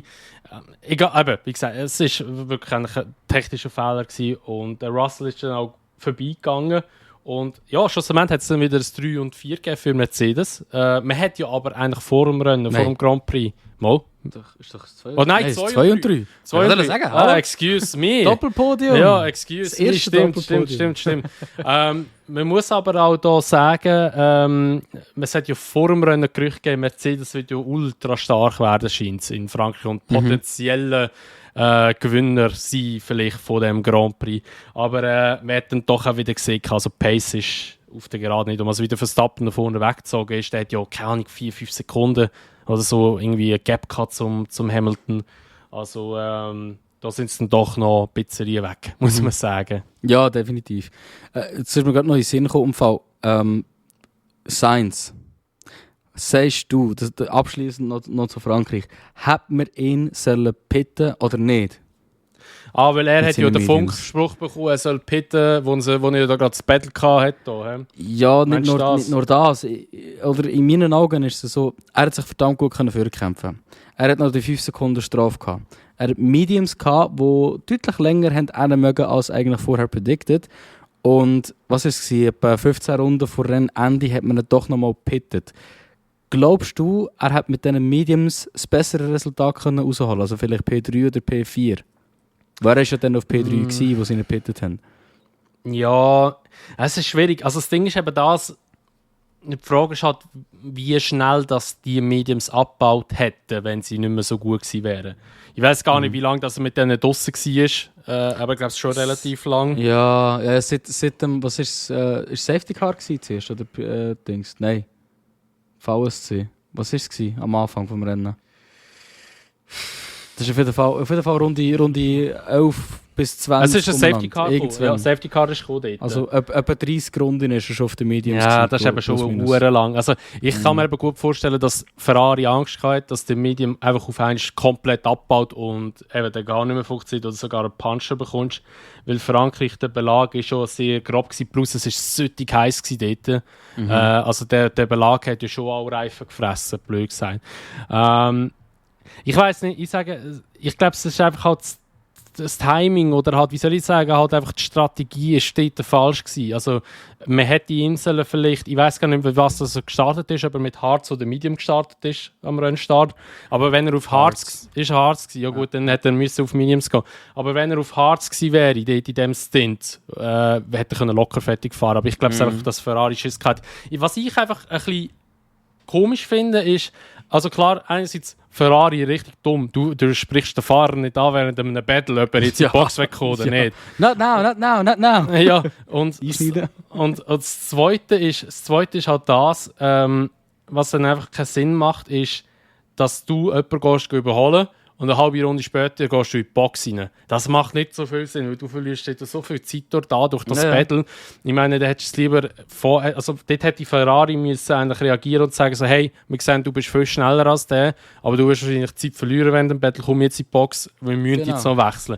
Es wäre gescheiter gewesen, wenn du ein bisschen früher reingenommen hättest eigentlich. Das Ding ist, ich glaube, der Carlos Sainz hat genau gewusst, er muss jetzt den gleich mal in die Pits. Das Ding ist, es hat doch ein bisschen in seine Karte gespielt oder hat noch mehr in seine Karte können spielen, weil was es gemacht hat, es hat den Perez in Russell reingedrückt. Und hätte es Fallenszene nicht gegeben, hätten die beiden wahrscheinlich noch viel mehr Zeit verloren im Battle. Ja. Die haben eine sehr ähnliche Pace gehabt. Und ich glaube, das ist so ein bisschen der Gedanke vom Sainz gewesen. Der hat sich überlegt, hey, wenn ich den jetzt hinterher drücken kann, dann wird er nachher mit dem Russell müssen fighten. Und das hat sehr gut funktioniert, wäre der Safety gar nicht gekommen. Ja, und was man auch noch muss kurz erwähnen, bevor wir jetzt wirklich fertig sind mit dem Frankreich Grand Prix. Wir haben eigentlich gesagt, wir machen es nur ganz kurz, aber es ist gleich lang wieder dran. Was ich einfach auch hure speziell gefunden habe, ist, dass der Verstappen so eine krasse Pace hatte im Red Bull und der Perez eigentlich im gleichen Auto bei der Mercedes hängen geblieben ist. Das ist schon auch hure speziell. Ich glaube, man sieht, dass sie wieder die Entwicklung komplett im Max gewidmet haben. Was absolut schade ist, weil es wäre ein Auto gewesen, das im Perez besser gelegen wäre. Die hätten den Fokus auf Perez tun und der Max ist ein sehr guter, adaptiver Fahrer. Der hat sich an das Auto daran gewöhnt, da bin ich überzeugt. Weil das ist seine Stärke, er kann sich anpassen. Die Frage ist halt einfach noch, ich weiss jetzt halt eben den aktuellen Komponentenverbrauch beim Perez und beim Verstappen nicht. Aber der Perez ist offensichtlich, also in meinen Augen ist offensichtlich mit einem abgetragenen Motor gefahren. Also der hat nicht die maximale Leistung drin gehabt. Das ist irgendwie gerade so noch, dass er weniger DNFs gehabt, ja. Ich weiss es eben nicht, wie viele Motoren der geschwellt hat schon und wie viel das Verstappen geschwellt hat. Aber weißt, wenn du jetzt einen hast, der schon weniger Motoren verbraucht hat und du fährst aber gleich mit reduzierter Leistung, dann gib ihm doch einfach gleich mehr Leistung, weil er hat ja noch 2 Motoren oder weiss nicht wie viel. Ich finde es ein bisschen speziell, eben, dass der Performance-Unterschied so groß war, weil ich glaube nicht, dass das rein nur von der Abstimmung vom Auto ist, sondern auch eben Motordefizit irgendwo ist. Aber der Christian Horner hat schon angekündigt, dass sie wahrscheinlich noch Teile wechseln müssen, wo dann auch Grid-Penalties wird geben. Also das wird auch eigentlich im Verlauf der zweiten Saisonhälfte. Ich bin mal gespannt. Ich denke auf jeden Fall, dass die Reliability dann das noch wird entscheiden. Also ohne Diskussion. Der Perez, der wird sich schon wieder fangen und Reliability wird dann noch den Rest machen. Der kommt fix, es gibt der Red Bull 1-2 diese Saison. Ja, also wenn es so weitergeht, wie es eben Ferrari momentan macht, ja, kann ich mir gut vorstellen. Aber ich glaube, jetzt machen wir den Switch zu Ungarn. Und ich glaube, wir können gerade bleiben bei Ferrari.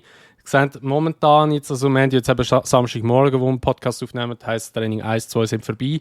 Sehen sehr stark aus. Also vor allem im zweiten Sektor Ferrari steht eigentlich relativ tiefig unterwegs.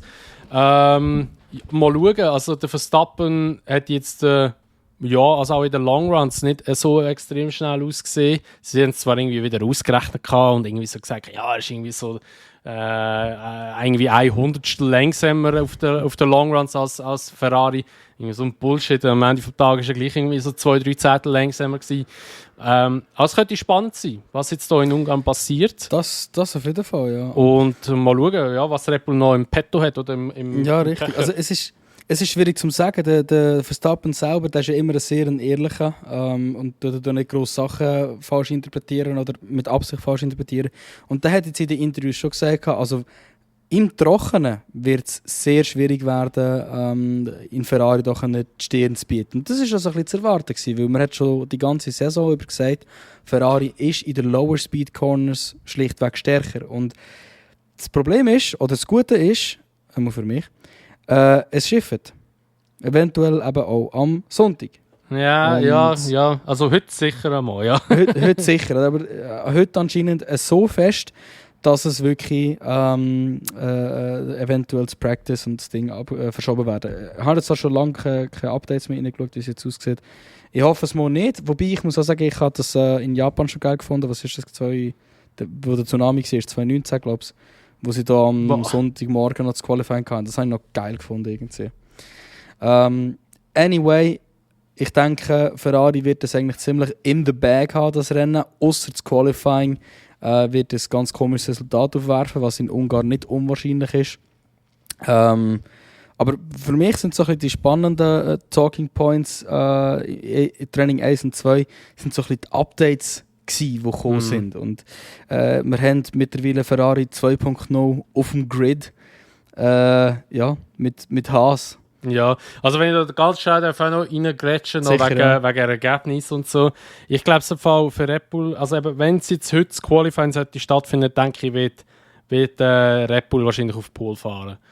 Und dann könnte es rein theoretisch auch praktisch den Race-Win auch in der Tasche haben, weil Ungarn überholen ist halt einfach unmöglich. Es ist so eine enge Strecke. Darum kann ich mir gut vorstellen, dass wenn heute das Qualifying stattfindet und Red Bull den Win holt, dass sie auch, Pole holen, dass sie auch wahrscheinlich könnten den Win holen diesen Monat. Aber ja, das mal noch zu meiner Meinung. Jetzt gehen wir zurück zu den Updates, die gekommen sind bei Ferrari B-Team, bei Haas meine ich, genau. Also, was sie geändert haben, sind Aufhängung vorne und hinten scheint's. Und was man offensichtlich gesehen hat, sind halt einfach die Sidepods, die sie 1:1 von Ferrari übernommen haben. Wobei man muss sagen, Alpine hat ja auch solche mittlerweile drin. Über das ist gar nicht gross geredet worden. Aber man hat gesehen schon, dass... vor 2-3 Podcasts mal erwähnt. Hast du es mal erwähnt? Keine Ahnung, da habe ich es einfach nicht mitbekommen. Aber jedenfalls, es ist schon recht Ferrari-ähnlich. Ich habe noch die Nase ein bisschen genauer angeschaut, aber ich glaube, der Frontwing ist ziemlich gleich geblieben. Dort haben sie gar nicht gross geändert. Und Heckdiffuser, der ist ein bisschen neu gemacht worden. Auch Motorabdeckungen sind anders gemacht worden. Also sie haben schon ein recht grosses Update gebracht. Aber, und da kommt jetzt eben das Aber, zeitentechnisch hat es nicht so viel ausgemacht. Ja, es verwundert mich auch nicht. Also, das war ja bei Aston Martin dasselbe, wo sie das Red Bull-Dings kopiert haben. Das musst du zuerst mal verstehen. Das Upgrade, oder? Aber weißt du, das Ding ist ja schon auch das. Das sieht wirklich 1:1 aus wie Ferrari. Ja, das Ding ist eben das, dass ja eigentlich der Mick irgendwie so ein Zettel oder so weg ist vom Magnussen.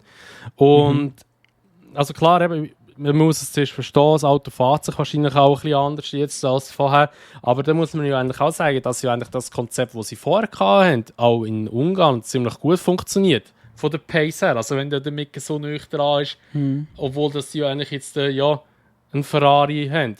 In der Garage. Ja, andererseits muss man aber auch sagen, der Günther hat extrem viel Wert darauf gelegt, dass keine Updates auf das Auto draufkommen, bis er sich sicher ist, dass es auch effektiv eine Verbesserung bringt. Und anscheinend tut es das ja genug gut, zum für ihn entscheiden, dass das drauf muss. Und who knows, vielleicht fahren sie jetzt extra mit viel Benzin die ganze Zeit um, FP1 und 2.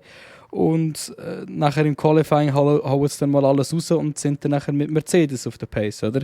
Das ist alles so ein bisschen schwierig zu sagen, aber ich glaube, sie haben auch die Fahrer, die mit so einem Auto deliveren können, oder? Ich glaube nicht, dass die noch grossartig sich daran gewöhnen müssen, weil rundum sieht das Auto noch sehr, sehr ähnlich aus. Front. Es sind einfach die Sidepods, die halt ähnlich sind, aber ist auch eigentlich klar gewesen, dass es früher oder später von den Teams kopiert wird. Sind wir ja, das ist so, ja. Also man schaut es ja immer ein bisschen bei den Top-Teams ab, das ist ja normal, dass man tut in die ähnliche Richtung entwickeln. Aber ja, ich sehe es auch so, dass vielleicht eben, ich will sagen, dass Haas vielleicht eben ein bisschen langsam angegangen ist, weil ja, vielleicht hat es halt nicht wahnsinnig viele Ersatzteile dabei oder gar keine. Dass sie vielleicht eben mal ein bisschen fahren tun, ein bisschen schauen, okay, wie verhaltet sich das Auto, eben hauptsächlich Daten sammeln und dann nachher, ja eben, ich meine, es macht ja auch nicht Sinn, dass du im FP1 und im FP2 Quali-Sims machst, wenn das Qualifying im Regen wird wahrscheinlich stattfinden. Und dann nachher machst du Quali-Sims im FP3, weil es halt dann auch die gleichen Bedingungen sind. Und das ist halt logisch, weil das FP1 ist ja am 2 losgegangen bis am 3. Und das sind so etwa die Bedingungen, die wahrscheinlich auch am Sonntag werden sein, wenn das Rennen am 3 startet. Also machst du dort Long Runs und dann im FP2 machst du auch nochmal Long Runs, um zu schauen, wie verhält sich der Reifen und dann Temperaturen und alles drum und dran. Darum macht es auch nicht so viel Sinn, dass du eben dort nachher voll in die Push-Lap reingehst und schauen, okay, wie schnell sind wir jetzt effektiv. Also von dem her kann man gut vorstellen, dass es, wenn das FP3 heute stattfindet, dass sie es dann werden vielleicht machen. Und ja, da sind wir mal gespannt aufs Qualifying, wie das so wird. Ich bin auf jeden Fall mega, mega gespannt. Also ich hoffe es für das Team, es hat es verdient, wirklich ein bisschen weiter Ruhe zu fahren. Und es wäre einfach eine Feel-Good-Story, wenn die jetzt noch so eine richtig geile zweite Saisonhälfte haben können. Und ich finde es eben auch intelligent, wie sie es machen. Oder ein Rennen vor der Sommerpause, hauen sie das Update drauf. um jetzt zu sehen, was alles nicht gut ist. Okay, klar, es gibt einen Entwicklungsstopp, aber trotzdem kannst du dir Gedanken machen, was kann man jetzt verändern. Du kannst schon gewisse Prozesse in die Wege leiten, weil Update-Stopp heisst ja nicht, dass du nicht schon deine Teile und deine Sachen vorbereiten dafür, oder? Nein, du darfst die Fabrik ist zu, du darfst gar nicht machen. Also, die Fabrik ist ganz zu? Ja, die Ingenieure können sich das natürlich schon überlegen und notieren, okay. aber rein produktionstechnisch alles drum und dran, du dürftest rein theoretisch mal das Bleistift in die Hand nehmen und etwas zeichnen. Ja, das werden sie trotzdem machen, sind wir ehrlich. Ja, das können sie ja nicht überprüfen. Anyway, es gibt auf jeden Fall noch ein zweites Update, wo sehr, sehr spannend ist und das wird so etwas von Diskussionsstoff geben. Und zwar Aston Martin hat man kann sagen, fast 2021 Heckflügel angebracht. Und zwar, ich finde es so eine intelligente Lösung. Es sieht hure behindert aus, aber es hat geheißen, ja, beim Rückflügel muss es eine gewisse Kurvierung drin haben. Oder es muss einfach gewissermaßen abgerundet sein. Aber es ist in den Regularien nie nicht genau beschrieben, wo. Also was sie gemacht haben, ist einfach ganz auffahren, wie man es früher hatte, dass man wie zwei Sideplates eigentlich nochmal hat und dann dort einfach eine Kurve drin gebracht. Und jetzt, das gibt halt extrem viel mehr Downforce, Abtrieb auf dem Heckflügel. Und ja, sind wir mal gespannt, was es für einen Unterschied macht. Und sind wir mal gespannt. Anscheinend, laut Aston Martin, ist jeder Schritt, den sie gemacht haben in der Entwicklung von dem Heckflügel, approved worden von der FIA. Ja. Oder FIA, sorry. Aber alle Teams sind sich jetzt schon beschweren, dass es nicht im Grundgedanken von der Regularien ist. Und das ist ja etwas, was man immer wieder hört das Jahr. Was nicht im Grundgedanken ist, kann noch abgeändert werden, oder? Ja, aber schau, weißt du, ich meine, das ist aber dem Unterboden geschmeißt als und da haben sie auch immer gesagt, ja, das hätte ja nicht so gedacht und das hätte nicht so gedacht. Ja, sorry, aber da muss halt einfach die FIA oder einfach die technische Direktive oder wie die auch immer heißen, die müssen halt einfach das präziser schreiben. Ich meine, Formel 1 ist seit Jahren oder eigentlich immer sind sie dafür bekannt gewesen, dass irgendwelche schlaue Ingenieure irgendwelche Grauzonen ausgenutzt haben. Ich meine, das haben wir ja bei Brown auch gesehen mit dem Unterboden. Das war eine Grauzone, die sie ausgenutzt haben. Und so entsteht so etwas. Aber schlussendlich sind die anderen Teams einfach nur neidisch oder halt einfach nur pisst, weil sie selber nicht auf den Gedanken gekommen sind. Ja. Aber wenn der FIA hat bis jetzt alles abgesegnet, was bei dem Heckflügel anbelangt. Also sie haben gesagt, ist alles okay. Und wenn da nichts passiert, kann ich dir jetzt schon die Hand ins Feuer legen, dass die ja alle so einen Heckflügel werden haben. Also von dem ja. Und ich finde aber, es ist genau richtig so. In meinen Augen macht das so ein bisschen die Spannung von Formel 1 aus. Oder das ist, weißt, sonst können wir gerade so gut eine One-Make-Series daraus machen. Sonst können wir gerade so gut IndyCar schauen. Weil dann spielt es keine Rolle, dann hat jeder die gleiche Direktive und jeder das gleiche Auto von der Lara, oder? Aber das ist Formel 1. Das ist das Höchste im Motorsport. Und da gehört einfach auch dazu, dass die besten Ingenieure die besten Lösungen suchen und Grauzonen ausnutzen. Und ich bin wirklich, ich bin gar kein Fan auch von dieser neuen Unterbodendirektive, die sie raushauen, weil es gibt Teams, die haben jetzt schon das Auto für nächstes Jahr schon lange in Entwicklung und haben dort auch mit dem gearbeitet. Und ja, sorry, dann tun das einfach besser machen für übernächstes Jahr. Dann tun das einfach die Regeln neu schreiben so. Und nicht einfach während dem Jahr Sachen ändern, weil die Ingenieure genug klug sind, eure Fehler zu sehen, oder? Ja. Das ist genau das. So müsste sie, auf das habe ich mich gefreut, dass die Grauzonen ausgenutzt werden und ich finde es schade, dass wir jetzt die einfach vom einen Tag auf den anderen ausmerzen, weil, ja, sorry, der Inder ist der geschwinder und der schlauer ist der gescheiter. Ja, das nächste wird hure bitter werden, weil Dings wird ja um 2,5 mm raufgeklüpft, der Unterboden. Und du hast wesentlich weniger, also wie sagt man, der Ground-Effekt hast wesentlich weniger dann. Heisst, die Autos schadet auch nicht Teams, die es geschafft haben. Die Autos werden noch schlimmer werden das nächste Jahr, in langsamen Kurven zu fahren und auch in den schnelleren Kurven. Es geht, oder auf der Gerade oder schnellen Kurven, es geht länger, bis das Auto sich am Boden ansaugt. Aber man hat das einfach gemacht, um es gegen das Porpoising zu wirken. Aber ja, ich meine, sie haben es ja jetzt mittlerweile ein bisschen in den Griff bekommen. Die Autos hüpfen ja wesentlich weniger als Anfangssaison. Und die Regeln sind ja immer noch gleich. Sie haben sie ja nicht geändert. Jetzt sie haben einfach gesagt, ja, man muss einfach das und das einhalten, weil jetzt gewisse Sensoren verbaut worden sind, die gewisse G-Kräfte nicht überschreiten dürfen, weil sonst wird das Auto Black Flag, also disqualifiziert dann. Aber ja, sie haben es ja jetzt auch hergebracht. Wieso muss man jetzt da noch mal etwas ändern und halt das Fahrverhalten der Autos noch schlimmer machen? Weil ich sehe es kurz nächstes, wird das eine absolute Katastrophe werden. Tja. Ich glaube es eben auch. Und ja, du machst nicht nur das Auto kaputt, du machst schon irgendwie in meinen Augen einfach so ein bisschen den Spirit kaputt. Ja, aber das habe ich vorhin schon gesagt. Ja, vom weißt, du musst ja dann nachher gleich irgendwo durch wieder den Abtrieb holen. Was machst du? Haust wieder mehr Flügel drauf. Und was machst du dann? Du machst wieder Dirty Air. Und was weißt du dann? Hast du wieder den gleichen Effekt wie vor 2-3 Jahren mit der Dirty Air. Und dann sind wir wieder gleich weit. Das sind all die x-tausend Simulationen, die sie vor ein paar Jahren gemacht haben und gesagt haben, ja, so müssen wir die Autos machen, das funktioniert gut. Dann sind wir wieder gleich weit wie vorher, oder? Also dann, das ist einfach ein bisschen mühsam, dass sie dort einfach dann immer wieder etwas rumbasteln oder halt, klar, eben, die Teams jammern natürlich auch wegen jedem bisschen rum, wo sie können noch rumjammern. Aber das ist halt dann eben wieder so eine Politik, die mich ein bisschen bei der Formel 1 aufregt. Das war früher wesentlich weniger stark gewesen. Aber ja, mal schauen. Jetzt wird es wahrscheinlich alle werden etwas in die gleiche Richtung gehen. Mit dem Heckflügel, wenn der wirklich bleibt. Und dann mit den Änderungen fürs nächste wird es wahrscheinlich mehr Frontflügel und mehr Heckflügel geben. Dann sind wir wieder gleich weit wahrscheinlich. Ja, ich sehe es schon kommen. Ja. Ich sehe es schon kommen. Ja gut, also dann wäre es das gewesen mit dieser heutigen Episode vom Unsafe Release. Wir sind mal gespannt, was jetzt in diesem Wochenende oder an diesem Wochenende in Ungarn wird passieren. Ob wir wirklich das Qualifying im Regen werden haben oder am Sonntagmorgen. Sind wir da mal noch gespannt. Und ja, wie es dann nachher das Endergebnis wird sein vor der Sommerpause. Prediction lassen wir jetzt mal raus. Aber ihr dürft gerne natürlich wie immer eure Prediction Boys in Podcast, in Discord hinschreiben unter dem Hashtag Unsafe Release Podcast. Würde das natürlich sehr freuen.